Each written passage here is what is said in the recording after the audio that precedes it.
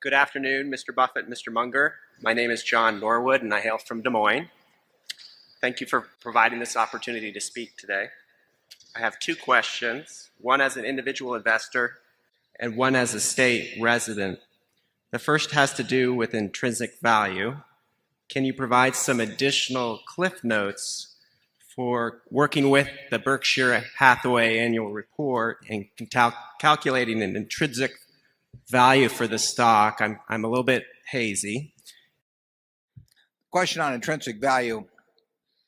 We've written about it in reports. I don't think there's much additional to say. I mean, the intrinsic value of any financial asset, is the stream of cash that it will produce between now and Judgment Day, discounted by an interest rate that equates between all the different possible assets. That's true of an oil royalty, a farm, an apartment house, an equity, a business operation, a lemonade stand, and that you have to decide what sort of businesses that you think you can understand well enough to make some kind of reasonable calculation.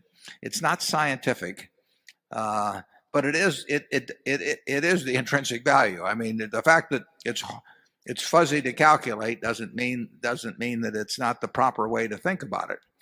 And at Berkshire, you've got two questions. You've got the question of what the businesses we own now are worth.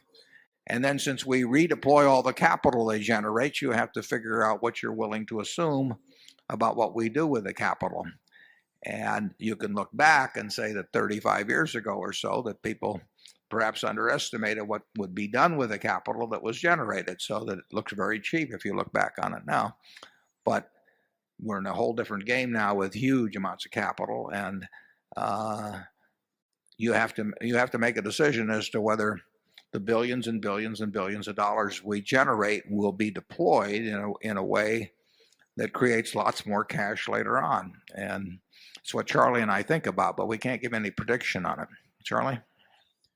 Yeah, I think our reporting, considering the complexity of the enterprise as now constituted, is better than that of any similar enterprise I know in terms of enabling a shareholder to calculate intrinsic value.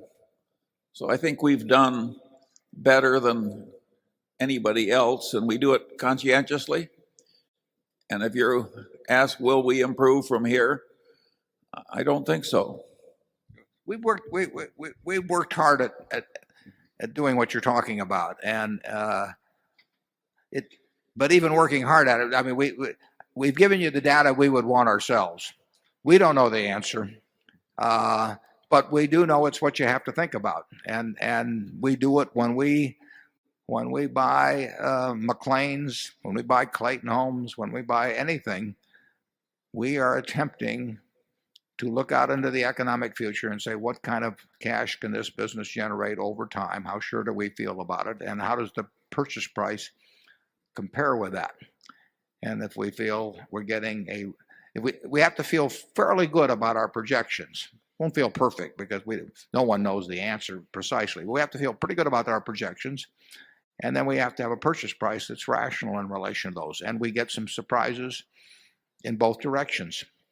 Actually, if you go way back, we've had more pleasant surprises than when we would have expected, but we won't get them from this point mostly because of size and also because the world's a little more competitive. Charlie? Nothing more.